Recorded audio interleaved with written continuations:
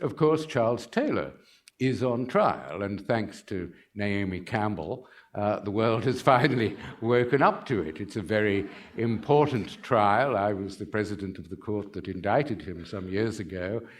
When we didn't think we'd see him, he sent a lawyer to the court to say that he had head of state immunity, which enabled us to rule that he didn't. But years later, as in Nigeria, I think he must have run out of money to keep himself satisfactorily ensconced there. He was handed over. The case is important because, as I say, Colonel Gaddafi is an unindicted co-conspirator. It's an extraordinary story how Gaddafi planned to take advantage of the fatal Sierra Leone's fatal wealth in diamonds, which left that country as the poorest country in the world. But we had, of course, the problem of America, the problem of the Bush years in which international justice was regarded as somehow un-American. They passed the bill that, in the Jesse Helms bill, that enabled the American president to take action to invade The Hague if the International Criminal Court indicted an American. The Bomb the Hague bill. And this puerile stuff went on. We had Saddam caught, and there was a real opportunity to make Saddam, put Saddam on trial for genocide in Halabja, and that was an opportunity that should have been taken with international judges. There was a time I participated with the Americans in training the judiciary, the Iraqi judiciary, in the hope that they would sit as part of a hybrid international court of the kind that we had in Sierra Leone. But we had a terrible falling out with the Americans over capital punishment, because if you had an international court to try Saddam, he would not be subject to the death penalty. And the Americans said he must be executed, rather overlooking the fact that he had a presumption of innocence. But and on the British side, we said, "Oh, come on, we can't countenance this." And the Americans said, "Well, what are you going to do? You're going to keep him in Iraq?" "No, we're going to put him in, put him up in Finland or somewhere." And they said, "Finland, where he'll get conjugal visits, he'll be able to watch 140 channels of pornography, and he's not going to have that easy life." So, we thought about it a lot, and I came up with the idea of sending him to where Napoleon had gone, to St. Helena. And the British government said, "Oh, that's a great idea. We'll better check with the St. Helenans." And they said, "We're terribly sorry. We want to develop a tourist industry, and we don't think that Saddam is..." So we said, "What about the Falklands?" The idea of Saddam and Milosevic communing with the penguins and never being heard of again. But that didn't please satisfy the Americans, and so the international court idea was abandoned. You had the rather dreadful court, which kept being pressured by the politicians and judges having to retire, and the obscene pictures taken by the telephones of Saddam's ending. So we have we have Charles Taylor on trial. We have the Pol Pot's lieutenants, decades after their crimes, seeing the wheels of justice grinding so slowly in Cambodia. We have Bashir indicted, but nowhere near a court. We have Karadzic at last, and at least on trial in The Hague. But where are we going? We have, as I say, Bashir strutting around Africa. The case against him is very strong. It's based on command responsibility, but it's nonetheless overwhelming evidence that the Janjaweed that went into the camps and raped and killed were covered by Sudanese Air Force before they went in, were using Sudanese Army Land Rovers, and most importantly of all, this is always the devastating evidence, are actually paid by the Sudanese government, and there is evidence of that. Well, the African Union, a number of states are saying, "Oh, go away, it's always Africa. Why is it always Africa?" Well, one reason, so it's often Africa, is that is where crimes against humanity occur. Some of the crimes in Sierra Leone, particularly the eating, I mean, they captured, the Revolutionary United Front captured people and were killed their prisoners and ate their hearts because they believed the juju belief that eating your enemy's hearts give you the enemy's strength. That's the sort of thing that does require punishment, and if it happens in Africa, so be it. But of course, it's not true. There's Cambodia, there is the Balkans, and there is no excuse for harboring Bashir. There is Colonel Gaddafi, with his oil wealth, strutting the world despite the evidence against him of Lockerbie. I mean, al-Megrahi, I'm sure, having read the evidence, is guilty of the Lockerbie bombing, as Libya was guilty of the UTA passenger plane bombing a few months later. But if al-Megrahi is as guilty as sin, then Gaddafi is as guilty as hell. Nothing happened in that country without Gaddafi's approval, but he is free for reasons of realpolitik and of oil. And then, of course, Iran, a country which will be the great problem. The Arab-Israeli war, I think, a sideshow beside Iran with nuclear weapons, with its merciless determination to use them against people it regards as Moharrab, as being enemies of the particular theocracy that Ayatollah Khomeini advanced. And the world will try. In a couple of years, there'll be sanctions, which will only hurt the Iranian people. There may be an attack on Iran. Israel will undoubtedly attack, and so Iran will attack back, and we will have a problem that the Security Council could begin to solve by developing a court that could try the leadership of Iran for its mass murder of 7,000 prisoners in 1988. Unless we can work out ways of ensuring that no one is above the law, and we're far from doing that at the moment, then we will have further problems. So that's where our dangerous idea is at the moment. The principle is there, command responsibility is in place, but it will still be a long way to go before even the Bashirs of this world are put in the dock, let alone the Blairs and the Bushes in Roman Polanski's fantasy.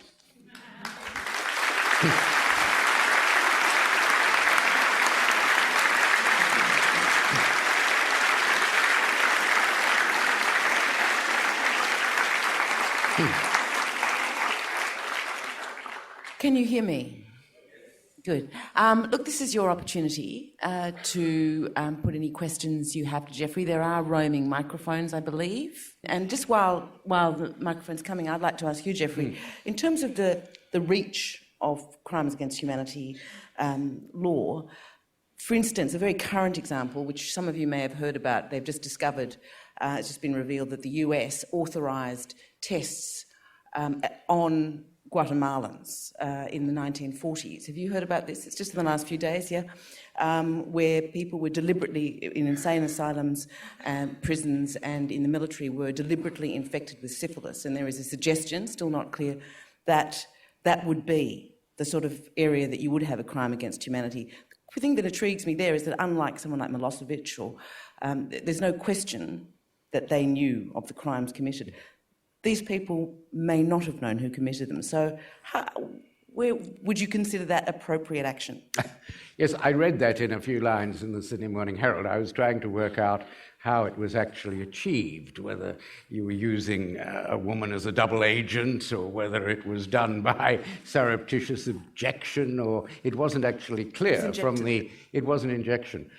Well, of course, it is a horrendous crime, and everyone in 1948 knew the danger of syphilis, particularly it was in later life it would produce all kinds of mental disturbances and death, and in fact if it was done by injection of prisoners and people who were otherwise captives, then of course it would be today regarded as a crime against humanity.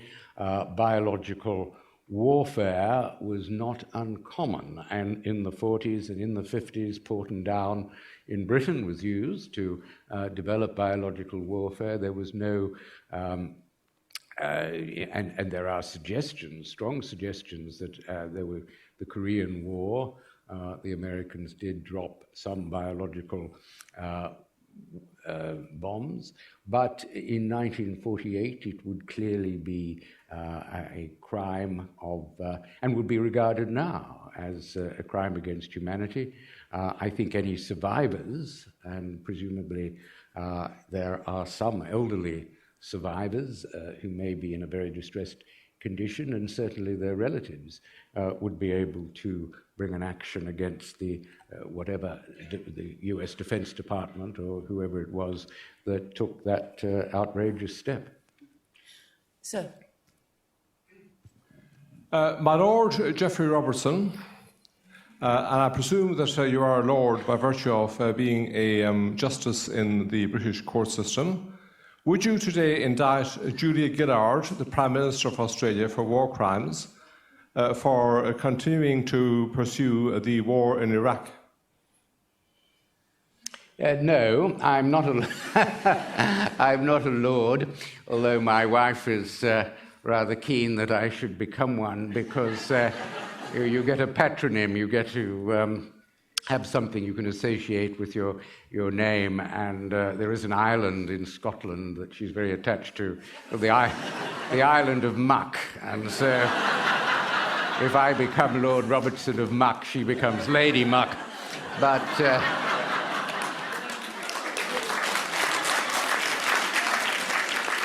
tempting though that may be, I'm not a lord, and although I am a judge, I'm a recorder in London, but I would not indict Julia Gillard. Of course not. We are in Iraq under Julia Gillard at the fag end of an engagement which was an engagement got into by John Howard in connection or in combination with Tony Blair and with George Bush.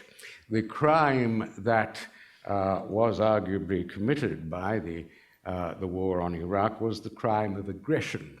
And sadly, this is a crime that, although it falls within the International Criminal Court jurisdiction, has not yet been defined. So there is no, at the moment, there is no acceptable definition of a crime of aggression.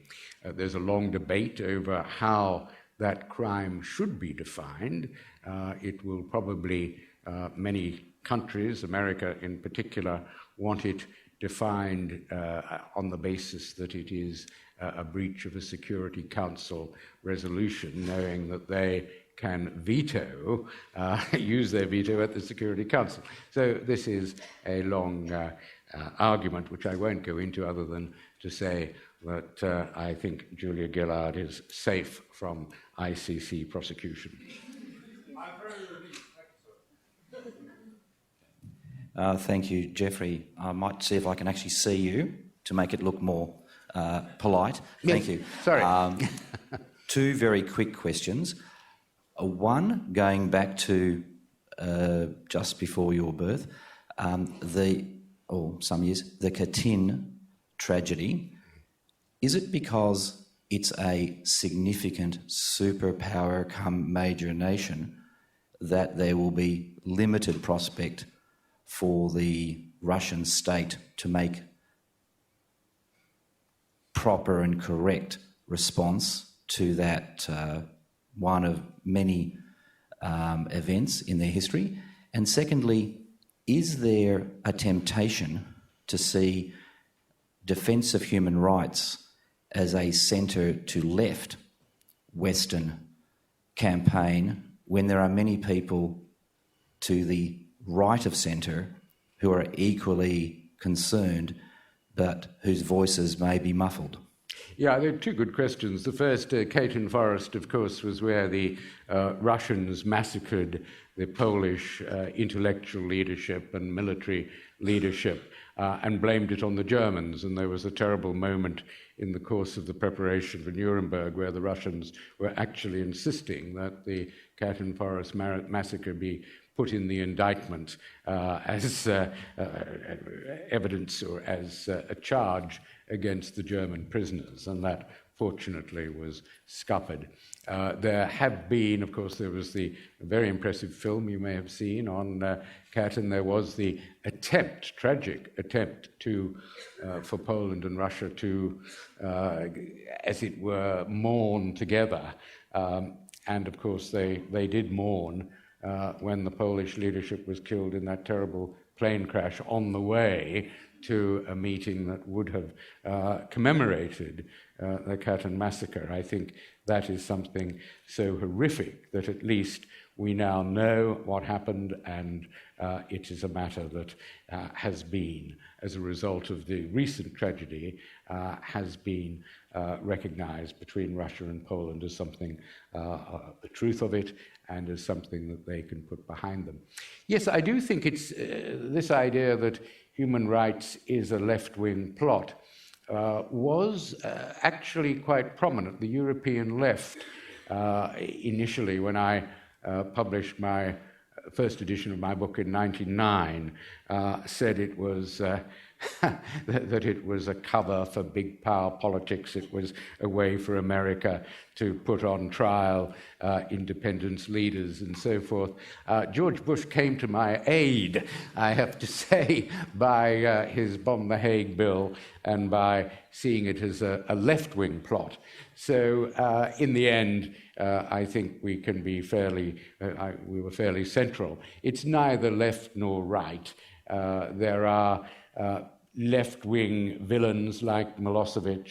There are right-wing villains. There are simply people who are villains, and they are the targets of human rights. I think it's very important for human rights to be apolitical and to target those against whom there is real solid evidence of crimes against humanity, no matter whether. I had the difficult in my report, it's a very long report that I brought out earlier in the year on the massacre of political prisoners in Iran in 1988. I had a very difficult dilemma because, sadly, one of the perpetrators of that massacre, or at least one of the apologists for it, was the Prime Minister, Mr. Mousavi. He was Prime Minister of Iran in 1988 and, of course, is now one of the heroes of the Green Revolution. And some people said, well, you shouldn't publish it, or at least you should exclude his name. He was merely an apologist. He didn't actually give the orders. But he was partly responsible for the prisons, and difficult though it was, because it did get headlines around the world, I included his name because there was obvious proof that he was then part of the regime that committed this atrocity. So yes, there are difficulties. One has to sometimes criticize people who might be seen to be on your side, or might be seen years later to have changed their spots and to be now someone whom you shouldn't attack. I'm afraid truth will out, and that is the message for the human rights movement. Thank you. Once you've finished with your current action against the Pope, when will you launch proceedings against either former Presidents Bush and Dick Cheney? Perhaps taking advantage of the indictment handed to the US Congress by one of its own congressmen, I think, or senators, I'm not entirely sure. Well, what would you like me to indict them for? The war crimes of both wars in Iraq and Afghanistan being wars of aggression. I know you just mentioned that is a very difficult prosecution. They could also perhaps be held responsible for war crimes committed by some US soldiers. Well, war crimes committed by US soldiers, complicity with torture, is a different matter, and that's a question of whether they condoned the torture or approved of it, or knowing it, took no steps to punish. That's an ongoing inquiry. I've already explained why there is no utilizable crime of aggression at the moment, and why the idea of indicting Bush and Cheney for that is fantasy.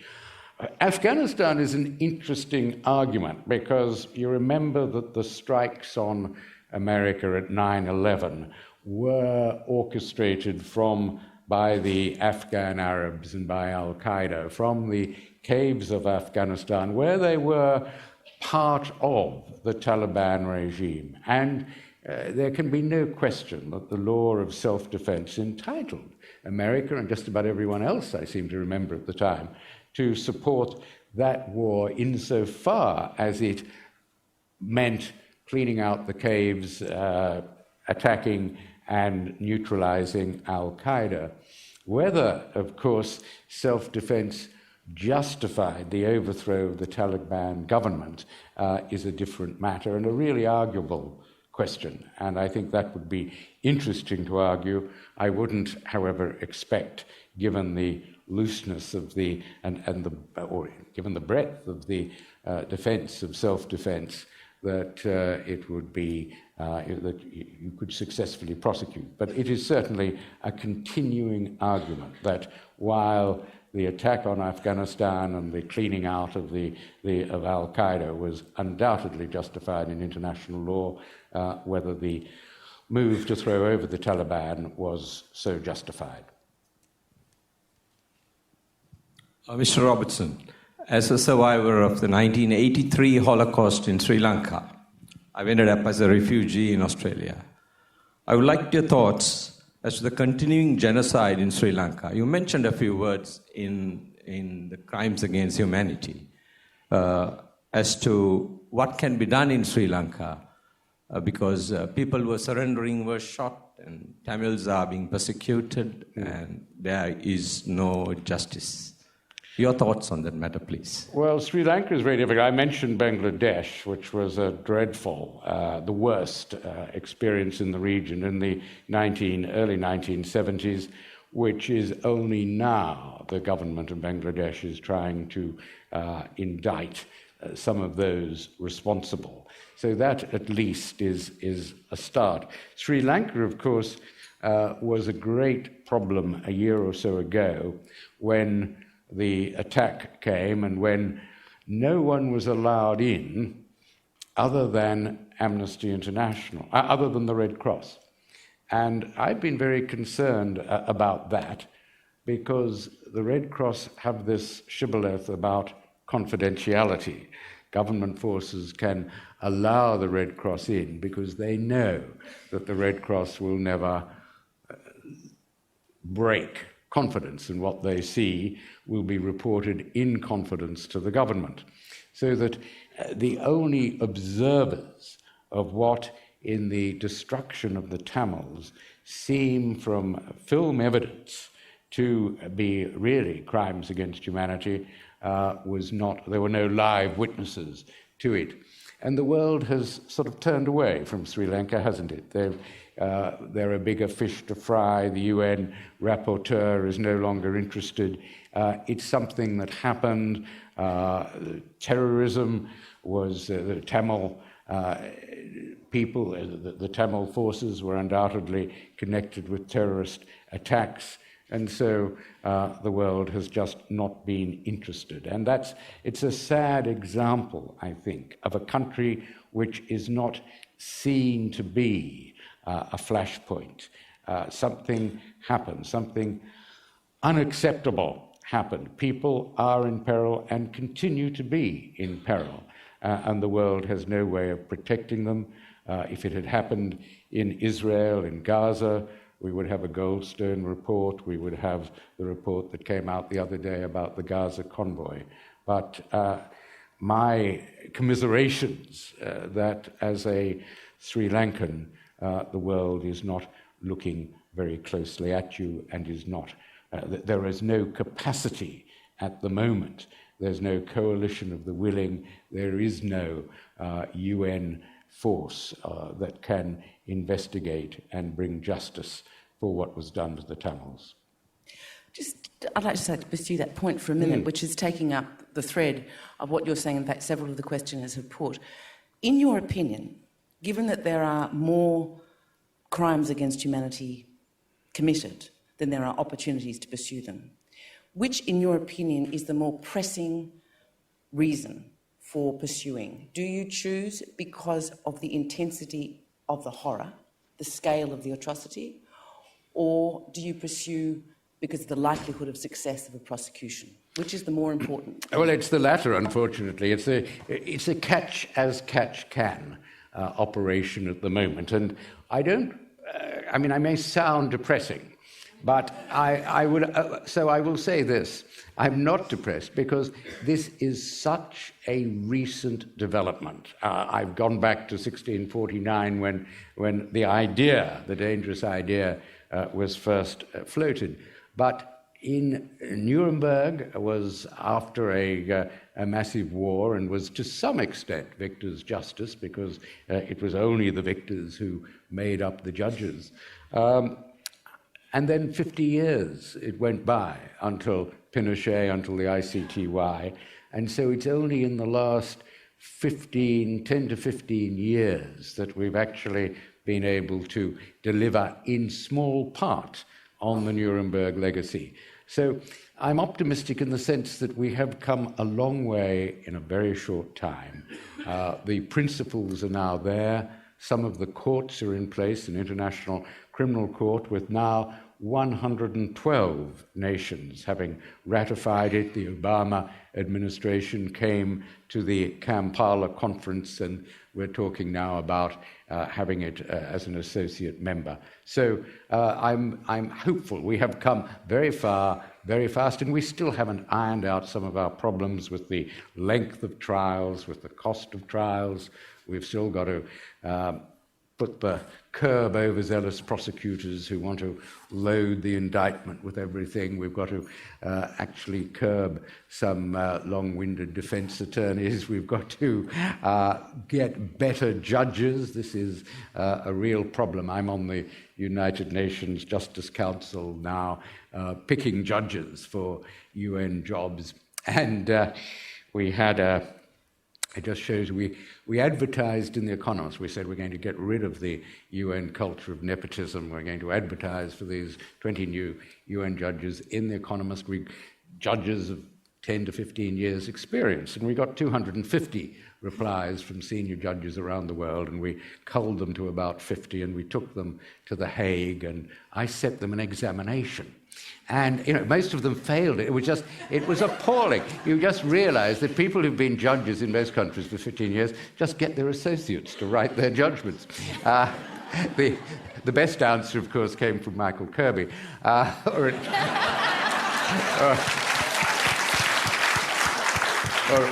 at least the longest one. But that is, so we're still getting our act together, and there is going to be a lot of that. So I'm not despairing, but we've got a long way to go, is what I'm saying. Look, I'd like to take more questions. I hope you'll forgive me, but I'm very conscious that you have other sessions to attend. So I would invite you finally to express your thanks to Geoffrey Robertson, future Laird of Muck, for his preparing today.